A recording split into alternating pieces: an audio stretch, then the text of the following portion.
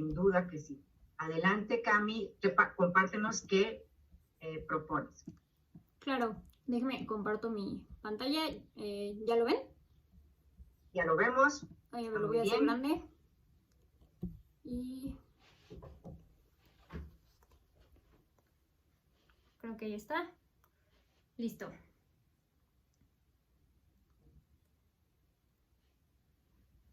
Cuando dije que mi tío de 10 años, bueno, a los 10 años abusaba de mí, realmente todos me culparon a mí. Cuando dije que mi papá abusaba de mí, nadie me creyó. Él decía, no te preocupes, esto es lo que hacen todos los padres con sus hijas. Es normal, no estés triste. Él me violó durante muchísimos años. El acoso duró 6 años en particular. Y realmente yo viví cosas que nadie a mi edad tenía por qué haber vivido.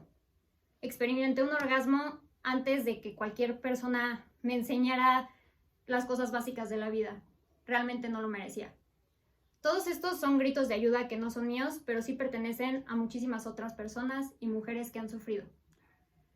La violencia sexual se define como todo acto sexual, la tentativa de consumar un acto sexual, los comentarios o insinuaciones sexuales no deseados, las acciones sexuales para comercializar o utilizar de cualquier otro modo la sexualidad de una persona mediante coacción por otra persona, independientemente de la relación de esta con la víctima en cualquier ámbito, incluidos el hogar y el lugar de trabajo. Y esta es una definición que hizo la OMS en 2013. Y esta organización también, en 2002, hizo una investigación en donde arrojó que 150 millones de niñas y 73 millones de niños antes de los 18 años ya habían vivido algún caso de abuso sexual durante su vida. Esto demuestra primero que el abuso sexual y la violencia sexual inicia desde una edad muy temprana y que además se concentra mucho más en las niñas. Y ya en el contexto más de México, podemos ver que 43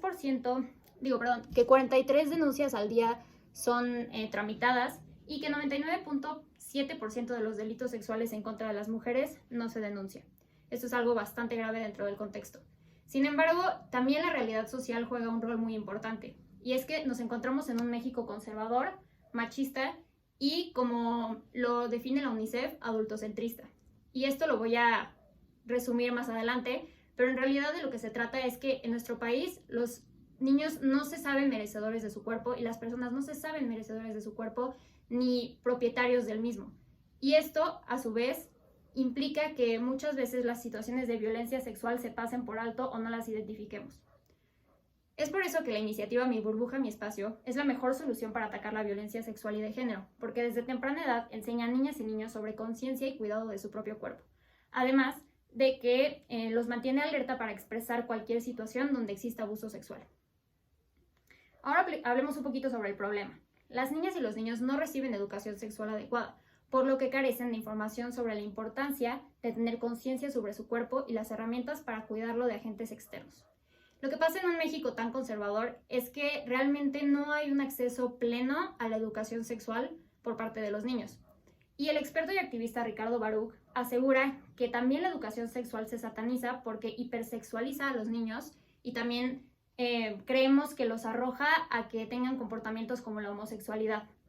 Sin embargo, él reconoce que en un contexto como el de México esto no podría ser más alejado de la realidad, ya que en pleno siglo XXI lo que las escuelas realmente hacen es enseñar conceptos muy básicos como por ejemplo la prevención del embarazo o el VIH. Pero es que pónganse a pensarlo, realmente la educación sexual no nada más es eso, sino que también va del consentimiento, de la perspectiva de género y muchas otras cosas que son muy básicas pero que realmente no se nos explica desde una temprana edad. Ahora bien, la deficiente educación sexual deja a niñas y niños indefensos y poco preparados para poder identificar y denunciar casos de abuso sexual. Y es lo que yo les platicaba un poquito al principio, que es esto del adultocentrismo y el patriarcado, sobre el cual nuestros núcleos sociales y nuestras relaciones se basan. Muchas veces, ¿qué es lo que vemos dentro de las familias? Que las figuras de autoridad son usualmente hombres adultos. Y esto, dentro de una situación de violencia, hace que sea muy difícil deslegitimar y pues desafiar a la autoridad. Y eso es lo que hace que muchos niños se sientan cohibidos y no sientan pues la capacidad de poder decir algo al respecto. Y esto también se se exponencia, ya que a nuestra edad adulta podemos aceptar muchas cosas que realmente desde chiquitos aceptamos. Ahora bien, hablemos un poco de la parte positiva, los beneficios. La educación sexual oportuna y amplia propicia que niñas y niños posean información sobre conciencia de su cuerpo y el cuidado del mismo. Y esto lo podemos ver en un ejemplo, por ejemplo, en India, que hablamos de una sociedad todavía muy conservadora y que también ve a la sexualidad como algo tabú como en nuestro país. Entonces, ahí surgió la iniciativa YP Foundation, que hablaba y hizo todo un programa de educación sexual en donde se llevó temas de diversidad sexual y perspectiva de género a las escuelas. Ellos creen que se debe de enseñar a los niños a que no nada más somos cuerpos como cuerpos masculinos y cuerpos femeninos, sino que somos todo tipo de cuerpos y que además somos personas sexualmente diversas. También consideran el consentimiento como uno de sus pilares fundamentales. Y es que piénsenlo, si tenemos educación sexual basada en herramientas y toda la información, realmente esto llega a la adultez. Segundo es que la eficiente educación sexual deja a niñas y niños conscientes y preparados para poder identificar y denunciar casos de abuso sexual, que es lo que yo les platicaba, que muchas veces es difícil desafiar a la autoridad o imponernos, digamos, ante situaciones de riesgo que impliquen a alguien mayor. Es por eso que el Child Mind Institute en Estados Unidos reconoce que los padres deben de enseñar a sus hijos que no porque un adulto les diga que tienen que quedarse en algún lugar deben de hacerlo. Ellos pueden y son libres de irse. Y también reconoce ciertos mecanismos, por ejemplo, el inventar alguna palabra clave o lo que sea, para que dentro de las familias los padres sepan cuando sus hijos están en alguna situación de riesgo. Esto hace niños más seguros y a la larga adultos muchísimo más seguros. Ahora hablemos un poquito más de mi propuesta, Mi burbuja, mi espacio. Mi burbuja, mi espacio es una propuesta de fundación que se encargaría de llevar educación sexual hasta los sectores más marginados de la sociedad en México a instituciones educativas que lo requieran. Y se dividiría en 3 grupos etarios. Primeramente, kinder y primaria baja, que es como el corazón de mi propuesta y donde yo creo que debemos atacar la problemática.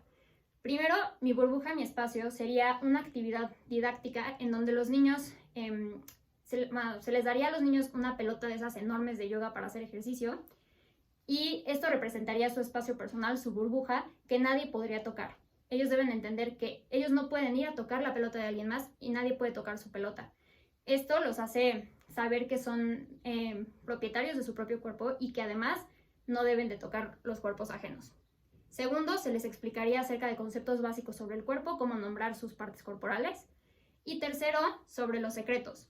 Se les enseñaría que no porque un adulto les diga que tienen que mantener algún secreto relacionado con su cuerpo, lo tienen que hacer, porque muchas veces los adultos abusivos usan esto como mecanismos para amenazar a los niños y que no lo digan. Entonces, pues es enseñarles que no pasa nada si dicen este tipo de secretos. En primaria alta y secundaria se enseñaría cosas como el consentimiento y riesgo, ya cosas mucho más aterrizadas y ya los riesgos reales. Segundo, la perspectiva de género y la sexualidad y cómo es que las mujeres nos encontramos en cierta vulnerabilidad cuando se trata de relaciones interpersonales y sexuales. Tercero, la anatomía y la sexualidad ya mucho más explícito y cómo conocer tu propio cuerpo. Y cuarto, ya cosas más básicas que se enseñan en todas las escuelas, que es ETS y métodos anticonceptivos. Finalmente, en preparatoria, ya también un poco más explícito, sería proponer el uso del violentómetro para explicarles a los adolescentes que incluso dentro de sus relaciones de pareja podrían experimentar ciertas relaciones de poder o relaciones violentas y no porque el amor romántico diga que está bien, significa que lo está. Segundo, el consentimiento, el enseñarles a los jóvenes que no porque estén a punto de consumar una relación sexual pasa algo si ellos dicen que no, porque la otra persona tiene que respetar el no. Tercero, redes de apoyo y recursos, que es que los niños y los adolescentes sepan que pueden confiar en ciertos recursos y tienen pues redes de apoyo que puedan auxiliar en momentos en los que ellos vivan alguna situación de violencia. Y cuarto, la perspectiva de género y la sexualidad, que es un poco lo que explicaba ya en primaria alta y secundaria. Y la verdad es que yo les quiero platicar un poco de dónde surgió todo esto. Yo alguna vez me di cuenta en la escuela de mis primos en Estados Unidos que se les explicaba mucho sobre espacio personal desde que estaban muy chiquitos. Y esto me di cuenta de que era algo que no hacíamos aquí en México. Y es que en Estados Unidos la educación sobre el espacio personal ha tomado bastante auge. La Fundación Socially Skilled Kids dice que el espacio personal es una habilidad muy importante que los niños tienen que aprender y practicar. Y esto, al entenderlo y manteniéndolo, hace que tengan relaciones sociales mucho más exitosas, tanto como con sus pares como figuras de autoridad. Y lo más importante, hace que se sientan más seguros cuando establecen relaciones con los demás.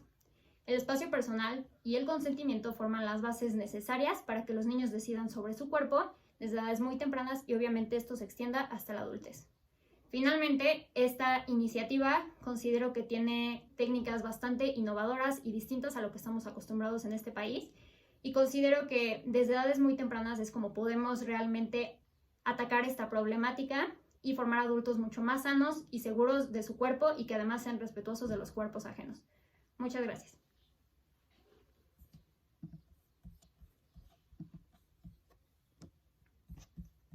Muchas gracias, Camila, querida. Sí, coincido contigo.